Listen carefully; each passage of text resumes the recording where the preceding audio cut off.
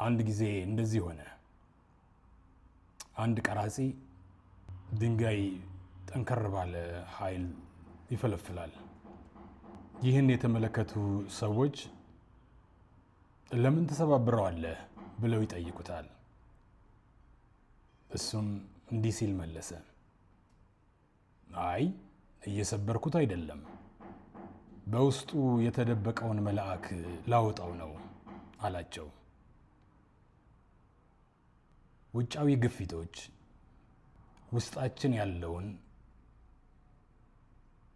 ጠንካራ ዓላማ፣ እውነተኛ ማንነት፣ ውቡን ማንነታችንን ፈልቅቆ ያወጣዋል። ስለዚህ ታገሱ። በውጫዊ ግፊቶች አትንበርከኩ። ሁሉም መልካም ይሆናል። መልካም ቀን ይሆንላችሁ።